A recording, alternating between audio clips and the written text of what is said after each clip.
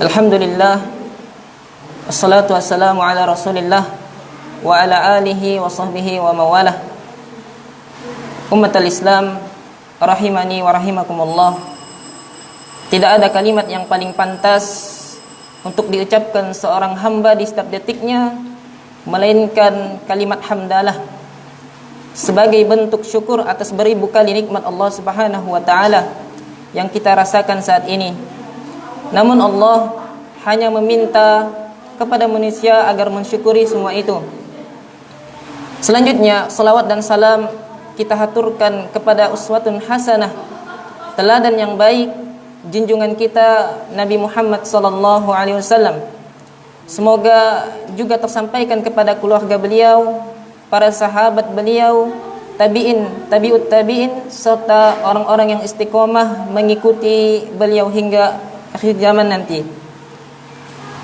Umatul Islam rahimani wa rahimakumullah. Sesungguhnya kita hidup di dunia ini, yang menjadi permasalahan kita adalah perbuatan dosa. Tidak ada kesulitan yang kita hadapi di dunia ini, apalagi di akhirat kelak, kecuali akibat dosa yang kita lakukan tersebut. Di akhirat kelak jelas dosa membuat kita sengsara di alam kubur. Dosa yang kita lakukan membuat kita sengsara di padang mahsyar tatkala kita dibangkitkan.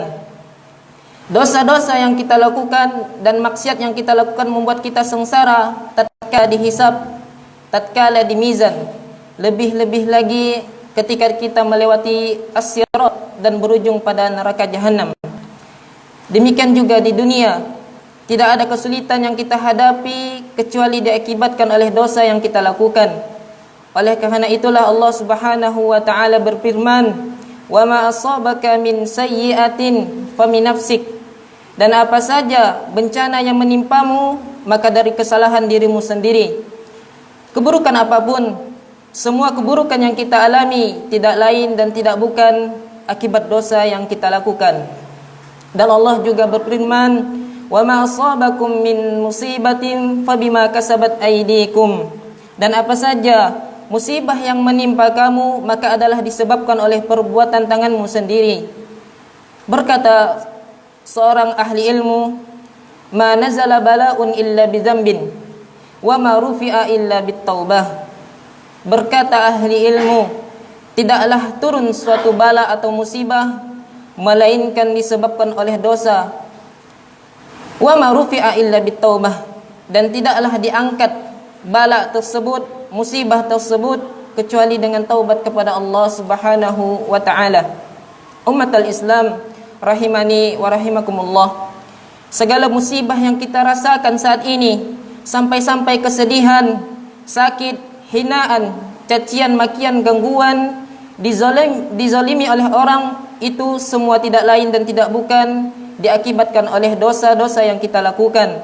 Maka dalam hadis Rasulullah sallallahu alaihi wasallam bersabda, "Ma yusibul muslim min nasabin wala wasabin wala hammin wala huznin wala adha wala ghammin hatta syaukati yushakuha illa kaffarallahu biha min khatayah."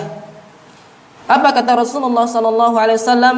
Tidaklah seorang muslim tertimpa suatu kelelahan dan penyakit, khawatiran dan kesedihan, dan tidak juga gangguan dan kesusahan, bahkan duri yang melukainya, melainkan Allah akan menghapus kesalahan-kesalahannya. Berarti semua yang dialami berupa kesedihan, kesusahan, kelelahan, bahkan duri yang melukai, semua tidak lain dan tidak bukan disebabkan oleh dosa yang kita lakukan. Ummatul Islam rahimani wa rahimakumullah. Bukankah dosa dan maksiat yang menyebabkan ayah dan ibu kita, yaitu Adam dan istrinya Hawa, dikeluarkan dari surga, negeri yang penuh dengan kelezatan, kenikmatan, keindahan dan kegembiraan, menuju tempat yang penuh dengan penderitaan, kesedihan serta musibah, yaitu bumi? Bukankah dosa yang mengeluarkan iblis dari kerajaan langit sekaligus menjadikannya terusir dan terlaknat? Bukankah dosa yang menyebabkan penduduk bumi tenggelam hingga air menutupi puncak-puncak penggunungan? Bukankah dosa pula yang mengakibatkan Allah mengirimkan angin kepada kaum Ad hingga menjadikan mayat-mayat mereka bertebaran di permukaan bumi laksana tunggul-tunggul pohon kurma yang lapuk. Bukankah dosa yang menyebabkan terkirimnya suara menggelegar kepada kaum Samud hingga memotong jantung-jantung dalam rongga tubuh mereka sampai akhirnya semua binasa? Bukankah juga dosa yang menyebabkan Fir'aun dan kaumnya tenggelam dalam lautan? Bukankah dosa yang menyebabkan terbenamnya Qarun beserta harta, tempat tinggal dan keluarganya? Dan banyak lagi kisah kaum-kaum terdahulu yang Allah binasakan disebabkan oleh pembangkangan serta dosa-dosa dan maksiat yang mereka lakukan kepada Allah Subhanahu wa taala. Ummatul Islam rahimani wa rahimakumullah.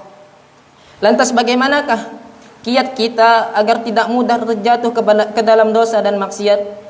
Setidaknya ada 3 poin yang semoga bisa membantu seseorang agar tidak mudah terjatuh kepada maksiat. Yang pertama, mengenal Allah dan cinta yang kuat kepada Allah Subhanahu wa taala. Kurangnya kita mengenal Allah Subhanahu wa taala dan kurangnya cinta kita kepada Allah di antara sebab seseorang mudah terjatuh kepada maksiat. Kenapa demikian? Karena seseorang jika tidak mengagungkan sesuatu, tidak mengenal sesuatu, ia akan mudah meremehkan, akan mudah melanggar larangannya. Jika iman seseorang itu kuat, cinta seseorang kuat kepada Allah Subhanahu wa taala, maka tatkala ada maksiat di depannya, ia akan mengedepankan rasa takut kepada Allah Subhanahu wa taala. Kenapa demikian? Karena ia tahu Allah Maha keras azabnya. Sungguh para ulama telah memberikan kaidah yang agung tentang hal ini. Wa inna min sifatil muhib as-sadiq innahu yuhibbu ma yuhibbu mahbubuh wa yakrahu ma yakrahuh.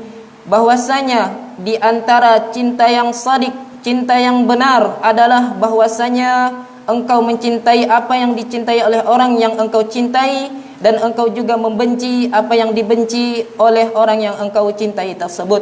Dari sini kita dapat menyimpulkan bahwasanya orang yang cinta, orang yang mengenal dengan sebenarnya pengenalan terhadap sesuatu, ia akan menjauhi apa yang dibenci oleh orang yang ia cintai tersebut. Ummatul Islam rahimani wa rahimakumullah.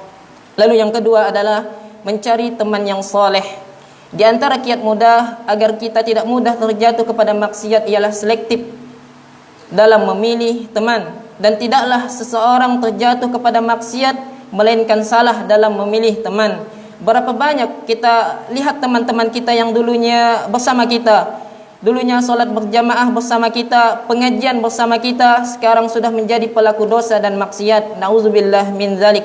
Rasulullah sallallahu alaihi wasallam bersabda, "Al-mar'u ala dini khalilih, falyanzur ahadukum may yukhalih."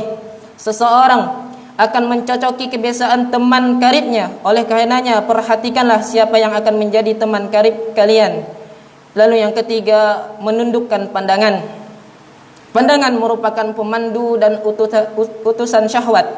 Menjaga pandangan merupakan tindakan utama dalam menjaga kemaluan. Pandangan merupakan pangkal dari segala bencana yang menimpa manusia, sebab pandangan akan melahirkan getaran hati, diikuti dengan angan-angan yang membangkitkan syahwat dan keinginan yang semakin menguat, dan akhirnya menjadi kebulatan tekad hingga terjadilah perbuatan itu secara pasti selama tidak ada penghalang yang menghalanginya. Banyak nas-nas Al-Quran maupun hadis-hadis Nabi sallallahu alaihi wasallam yang menjelaskan perkara yaitu menjaga pandangan. Di antaranya ialah firman Allah Subhanahu wa taala, "Qul lil mu'minin yaghuddu min absarikum wa yahfadhu furujahum, dzalika azka lahum, innallaha khabirum bima yasnaun." Katakanlah kepada laki-laki yang beriman agar mereka menjaga pandangannya dan memelihara kemaluannya, yang demikian itu lebih suci bagi mereka. Sungguh Allah Maha mengetahui apa yang mereka perbuat. Dan juga hadis di antaranya, qala Rasulullah sallallahu alaihi wasallam, "Ghaddu absarakum wa yahfazu furujakum." Tundukkanlah pandangan kalian dan jagalah kemaluan kalian. Dan juga sabda Nabi sallallahu alaihi wasallam, "An-nazaratu sahmun masmumun min sihami iblis, faman ghadda basarahu an mahasini imra'atin lillah awrasallahu qalbahu halawatan ila yaumi yalqahu." Pandangan merupakan panah beracun dari anak-anak panah iblis, maka barang siapa menahan pandangannya dari kecantikan seorang wanita karena Allah, niscaya Allah akan memberikan kenikmatan dalam hatinya sampai hari pertemuan dengannya. Dan berkata ahli ilmu, kesabaran dalam menundukkan pandangan masih lebih ringan daripada kesabaran dalam menanggung beban akibatnya. Dan juga seorang penyair berkata, setiap bencana berawal dari pandangan mata, sebagaimana api yang besar berasal dari percikan bara. Berapa banyak pandangan sanggup menembus relung hati pemiliknya seperti kekuatan anak panah yang lepas dari busungnya. Seorang hamba selama mengumbar pandangannya untuk memandang yang haram, maka dia berada dalam bahaya. Ia menyenangkan mata namun membahayakan hatinya, maka janganlah menyambut kesenangan yang membawa bencana. Ummatul Islam rahimani wa rahimakumullah. Kemudian yang terakhir, sungguh Nabi kita Nabi Muhammad sallallahu alaihi wasallam telah memberikan kepada kita konsep bagaimana seorang mukmin ketika melihat dosa. Rasulullah sallallahu alaihi wasallam bersabda, "Innal mu'min yara dzunubahu ka'annahu qa'idun tahta jabal yakhafu ay yaqa'a alaih." Sesungguhnya seorang mukmin melihat dosanya seakan-akan ia duduk di sebuah gunung dan khawatir gunung tersebut akan menimpanya. Adapun orang yang fajir, apa kata Rasulullah sallallahu alaihi wasallam? Wa innal fajir yara dzunubahu kadzubabin marra ala anfihi. Sedangkan seorang yang fajir, yang gemar maksiat, orang yang buruk lagi munafik, ia akan melihat dosanya seperti seekor lalat yang lewat begitu saja di hadapannya, di hadapan batang hidungnya. Wassallallahu ala nabiyyina Muhammadin wa ala alihi wa sahbihi wa man tabi'ahum bi ihsanin ila yaumiddin. Wa akhiru da'wana anil hamdulillahi rabbil alamin. Assalamualaikum warahmatullahi wabarakatuh.